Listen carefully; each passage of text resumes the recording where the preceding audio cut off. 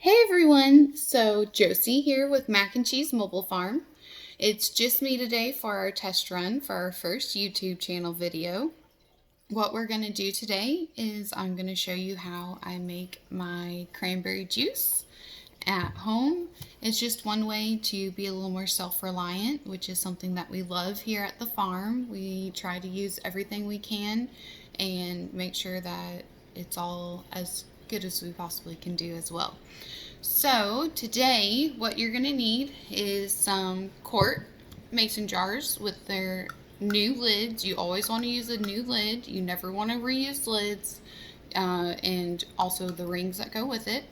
I start by making sure that all of my jars are sterilized, and then I fill the sink after I sterilize the sink as well, and I fill the sink with hot water, and I soak them in the hot water until I'm ready to fill them.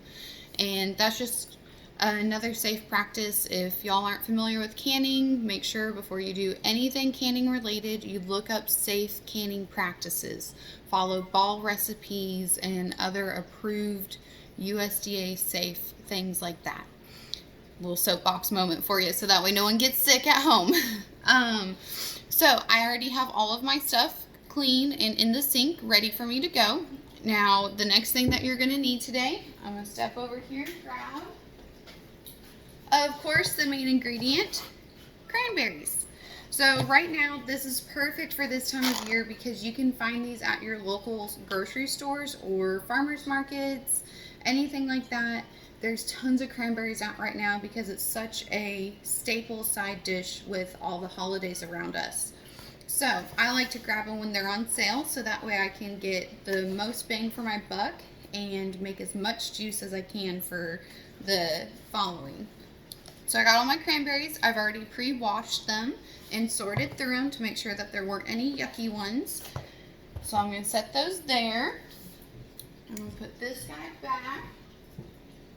You're going to want to have your filling funnel, some tongs to take stuff in and out of the canner, and also a cup because we're going to be using a cup measurement. I also have some pitchers of preheated water so that way it's nice and hot and it's ready to go so y'all aren't waiting on me to heat up water. And behind me, I like to do my water bath in the canner. Even though it's a pressure canner, I can still water bath in it because I just set the lid on top. So I already have it pre-boiling, it's ready to go. So that way as soon as I'm ready, I can drop my jars in and start my timer. So if y'all got all your stuff, we'll go ahead and get going. So the recipe that you're gonna follow is 1 cup of cranberries per quart. And then you can use sugar. You can use like as little or as much as you want. The recipe calls for 1/3 of a cup. Personally, I don't use sugar in it because I like to sweeten it as I use it. So that way, depending on how tart it is or what I'm mixing it with, I can adjust accordingly how I want to. So I won't be using sugar today, but y'all definitely can. And you'll also need hot water. So I'm going to grab our first jar.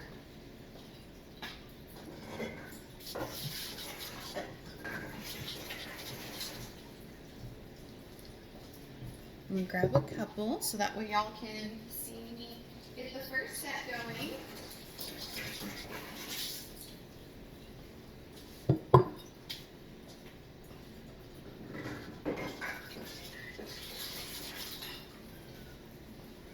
Okay. Set this where you can see it. So what you're going to do, I'm telling you, this is the easiest cranberry juice you can possibly make. You're going to put the funnel in the mason jar. You're going to take a cup of cranberries. Are you ready? It's pretty intense. You're going to pour it in. Move on to the next.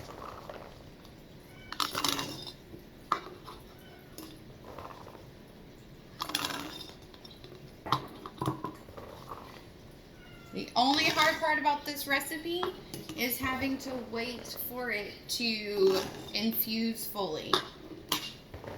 unfortunately, you won't be able to drink this right away. You're gonna have to wait. Sorry, I know it's hard. We're gonna start with just 6 for now, so that way I'm not taking up your whole day. So we got all that done. Now we're gonna go get our water. So we have our cranberries in.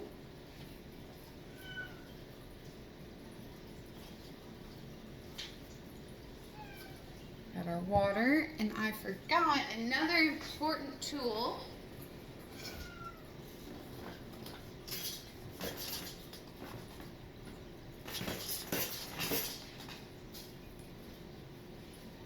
Another tool that you can use, which mine is not on me, is a headspace measure. So your headspace is how far from the lid your liquid will go. So we're going to go to 1/4. It's a neat little tool that comes in. All you're going to do is you're going to just pour your hot water in. And I'm going to eyeball mine because I don't have my headspace measure on me, but once you get used to it, you can kind of just eyeball it and go from there. And I have done enough canning to where I'm decently good at making sure I have the correct headspace. Go get some more water.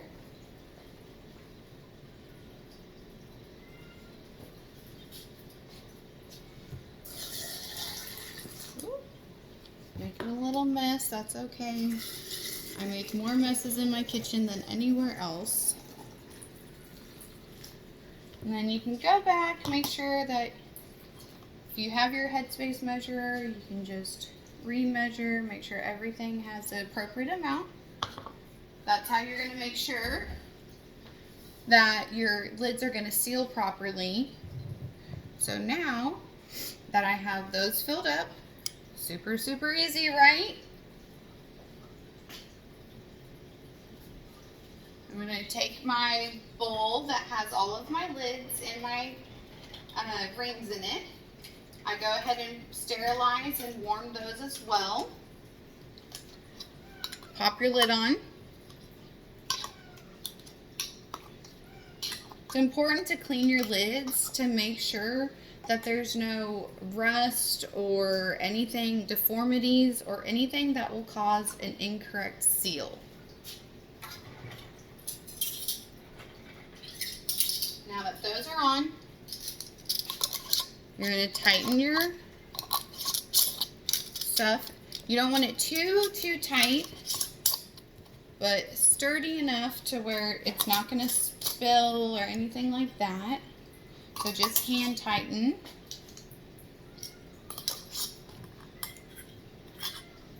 Okay. And I got all of those on there. Make sure everything's nice and level.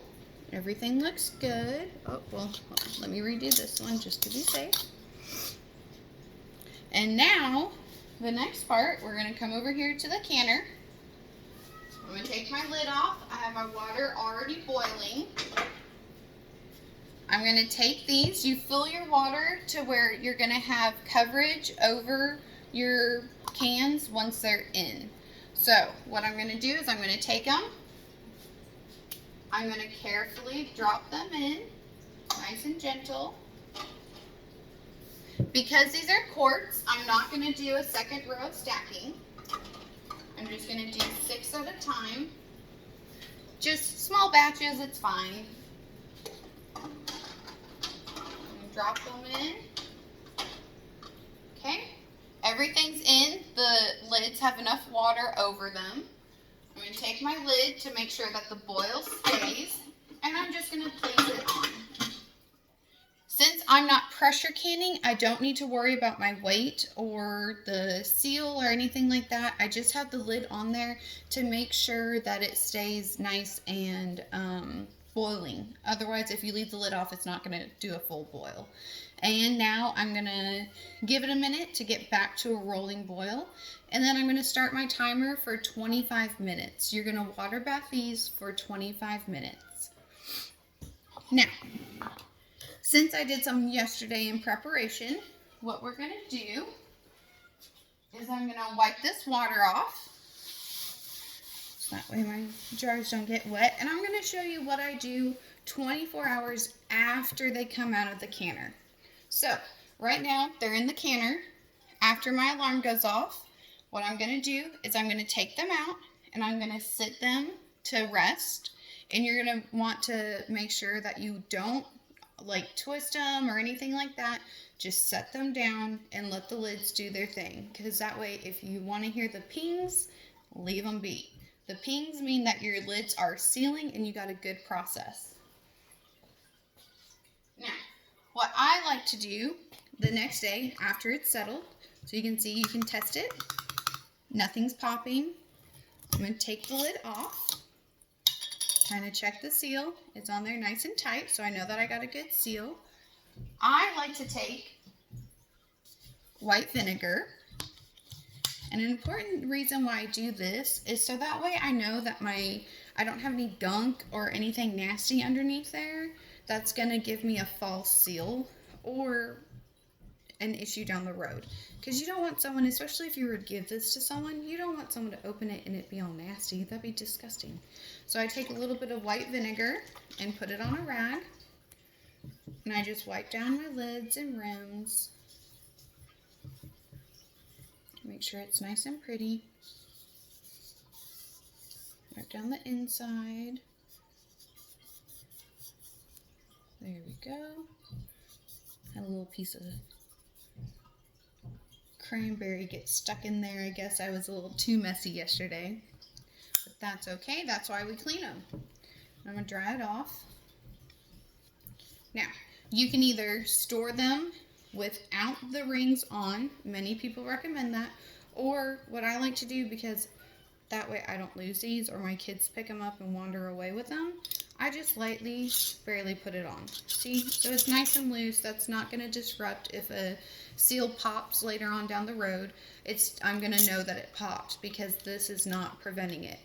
If you were to tighten it all the way and store them like this, your lids can actually have a false seal and pop and then reseal and be contaminated. So you don't want that. You don't want to open something, think that it's good to go, and it not. So I like to just lightly put them on, leave it, and then I'll put it in my storeroom. Wait 6 weeks. I know it's a long time, it's hard, but you want to wait 6 weeks because you see how the color difference between the ones that we put in. Here, I'll get another one to show you.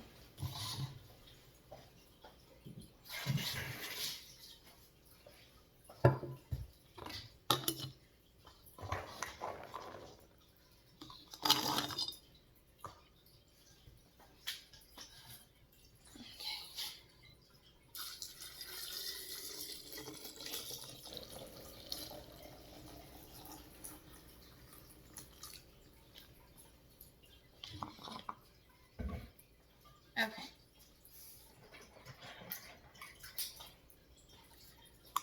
Now, look at this color difference already. This is just now, and you can hear the lid pop. This is from yesterday, and you can already see it's not my shirt coming through. Those cranberries are already infusing. And so, imagine it already looks good now. Imagine 6 weeks from now how beautiful it's going to be. And it's going to be ready to drink, make smoothies, cocktails, so much stuff that you can do with this. And hopefully you will enjoy it as much as I do. If you get the small bags, yesterday I did 6 quarts with 2 small cranberry bags that I had on hand. And then today I'm probably going to do closer to 20 with 2 of the large bags. They had a sale going on yesterday when I was at the grocery store, so I grabbed the big bags to make some extra ones today. And they're only a couple bucks for the big bags, and that's going to make me close to 20 quarts compared to $3 for a store-bought processed juice. Why not make your own? Sure, you have to wait a little bit, but you know exactly what is going into your stuff because you're making it yourself. And that's one of the things that we love about about canning and being more self-reliant here at the farm. So this week, today was our tester video. Hopefully y'all enjoy this YouTube video and you will subscribe to our channel, like and comment if you want to see more canning related things. If you have any requests for canning, we could do jams, all kinds of stuff in the future. And later on this week, hopefully we'll have a video up, animal related, and that will feature the macaroni to my cheese. So we'll have her out and we'll do a fun video where you can get to know the both of us and some of our animals. And we'll have more videos coming weekly. So make sure that you share, like, subscribe, all the things. And have a wonderful day.